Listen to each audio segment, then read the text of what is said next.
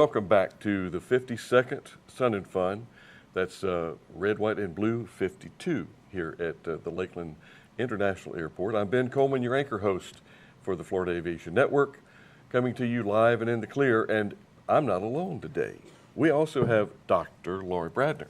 Dr. Bradner. Hey, how are you, Ben? Doing well. Oh my gosh, it's great to be here. I am so excited to be here today, and I just can't wait. And we are definitely having fun in the sun, and it is red, white, and blue in 52. And I am just thrilled to be back, Ben. And Lori, I'm sorry, Dr. Bradner. Lori's fine. Okay. Well, we're on the air. That's on good. air, but after we get Alpha here, it's Dr. Absolutely. Bradner. What we're doing is live, and we like to welcome the folks and thank them for their affiliation. Yeah. And that can be for either monetary or your time, which there's really nothing more valuable than your time. So, and are you a volunteer, Lori? I'm a volunteer. Are you a volunteer, Ben? I'm a volunteer. We're volunteers. So this is very valuable time that we're putting in. We would like to recognize our affiliates, and what we're going to do, let's just kind of pitch back and forth. I'll do one, you do one. Yeah, why don't you start? And did I mention that this was live and in the clear? It is live and in the clear from the Central Florida Aerospace Academy, right on the grounds of Sun and Fun. Right across the street from the Aerospace Center for Excellence. Exactly. And right down the road from Lakeland Flying Club. You got it. Lakeland Aero Club. Aero I'm Club. sorry. The Aero Club, yes. And this is live, so anything that we mess up here, we do it by design, just to let you know that this is live. This is pre-recorded. We clean it up and all that. We never mess up, Ben. Heavens no. No, not us. But I tell you what, the folks that don't mess up, and that's Bill Stool and Joel Wiener in Jacksonville with the Civil Air Patrol. They're very strong supporters. Absolutely. And we've got to give a shout out to Terry Kurtz from South Lakeland. She's joining us today in the studio, and she is a Chairman's Award winner. And I know that is such a great honor, and we are so thrilled to have her on our team. You know what, Ben? We couldn't do it without her. No. Nope. She's a mainstay. She's a staple. Yes, she is. Yes, she is. Glenn Sims in Lakeland with the Civil Air Patrol. We'd like to thank him. Yes. Paul Adrian and John Weber in Leesburg with the EAA Chapter 534.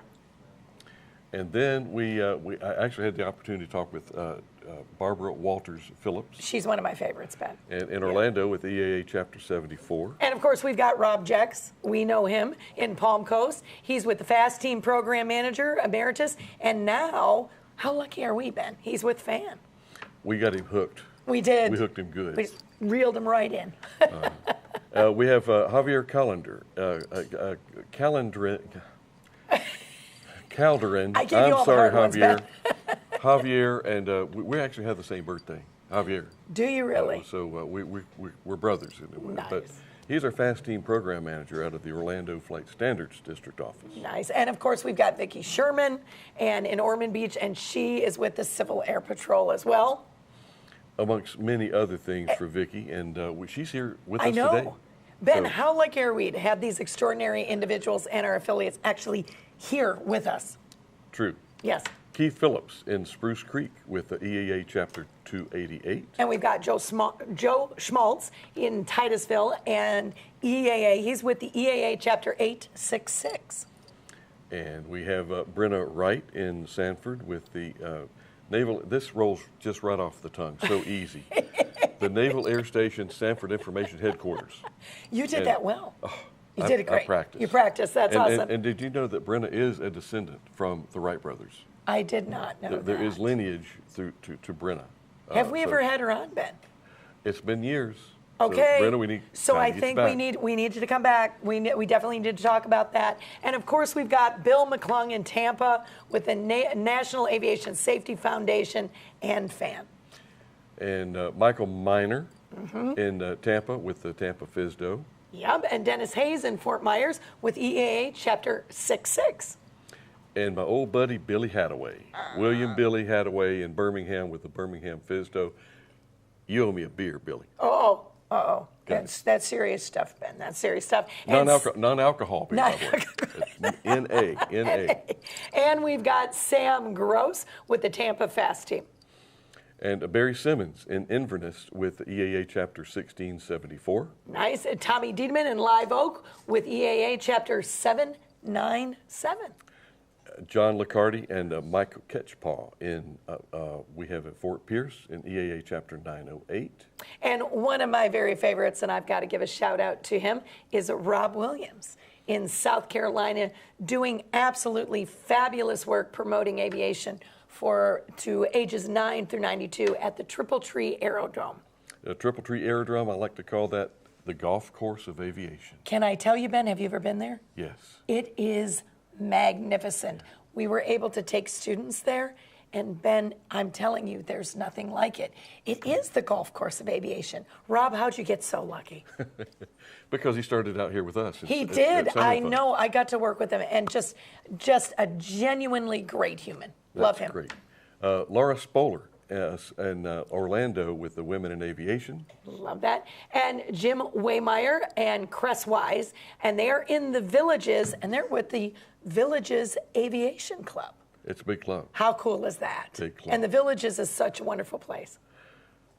Willis Reese in St. Petersburg with the Civil Air Patrol. Thanks you, Willis. And then we've got Stephen Arroyo at North Palm Beach County Airport with Stephen Sinclair, and the president of the EAA Chapter 203. And we are turning signals here, by the way, Laurie, with...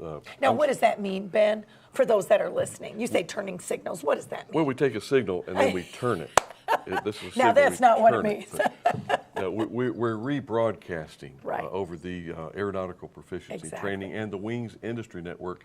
Right. And Laurie, the FAA, you know that we kind of morphed from the FAA. Right. The safety program back to Obi and myself and Bill Hohenstein. And there's a long history there. The FAA recognizes our efforts, and they do give Wings credit. Yes.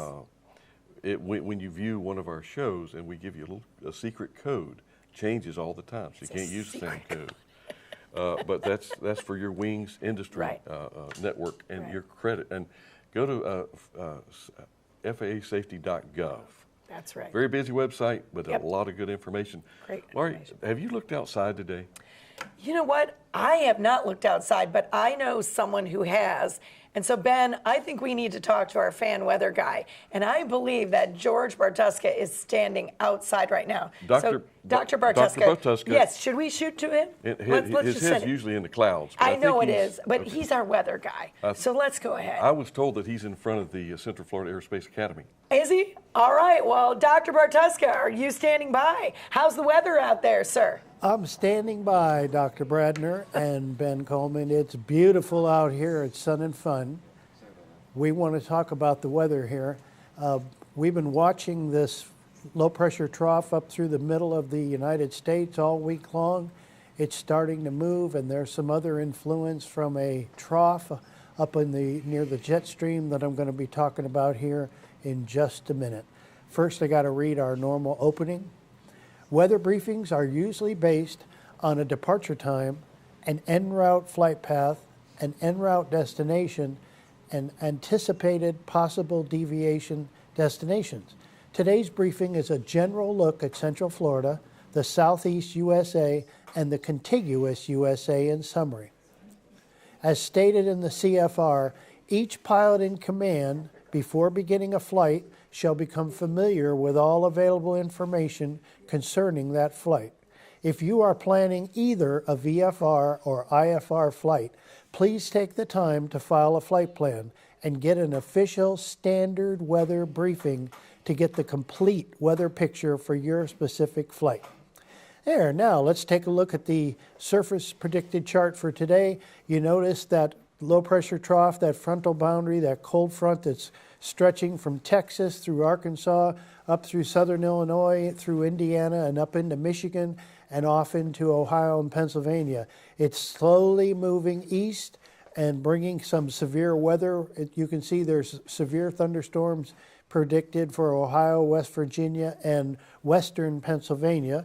In the next view, you see that we have outlined, there's prediction of more severe weather right along that cold front up through Texas, Arkansas, southern Illinois, right through Indiana, up into Michigan. And in the next view, this is from the Storm Prediction Center. Again, they're highlighting eastern Illinois, West Virginia, and western Pennsylvania, and the western tip of New York as possible thunderstorms and could be tornado activity. And in the next view, we're now looking at the live radar from the National Weather Service radar loop, Doppler radar.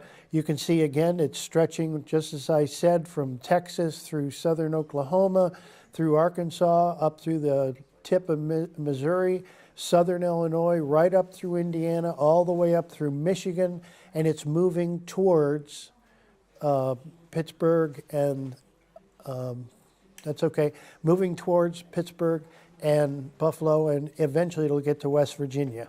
Okay, and here is the 500 millibar chart at 18,000 feet. What I want to point out is we can see there's a trough over the western United States moving across the continent, and all these storm systems are on the east side of that trough. This is indicative of severe tornado outbreaks that have happened in the past. The 1974 super outbreak and the 1965 Palm Sunday tornadoes both had a similar situation where there was a frontal boundary, and above it, the jet stream, there was a jet stream trough causing more vertical development and energizing what's happening there. So I'm just saying we need to be on the lookout for some potentially severe weather today. And this is the ceiling and visibility from the FAA Aviation Weather site. Again, they're showing some IFR right over Central Florida where we are because there's some clouds out there.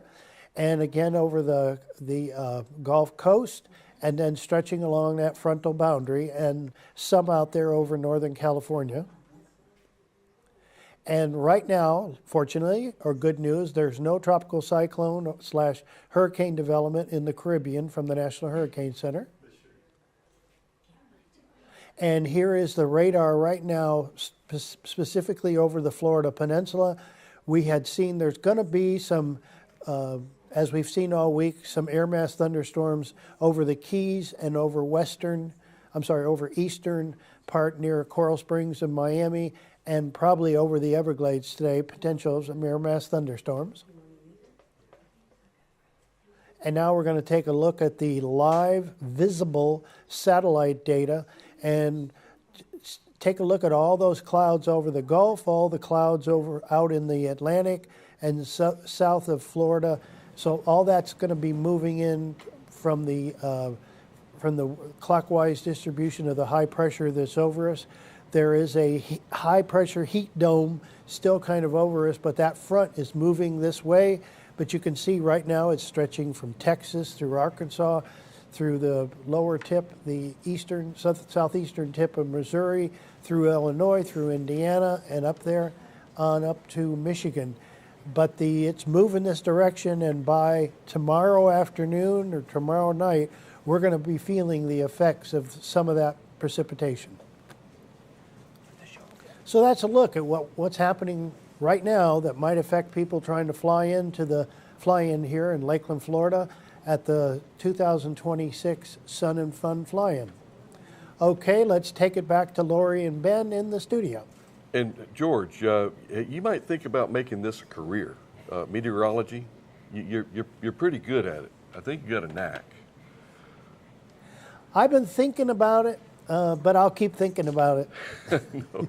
Well, you just have to promise, Dr. Bartuska, that you'll never leave us, that you're always going to be our weather guy, because we count on you. Absolutely. And it looks like, really, for the remainder of Sun and Fun, based on what you said, we've really had extraordinary weather this week, and it looks like we're going to have some fantastic weather. Would you agree? Absolutely, I would agree. This had just been a beautiful week, just a beautiful week. We have almost had no clouds, just ideal weather and not much wind for flying an air show. How was it this morning? Did you have an opportunity?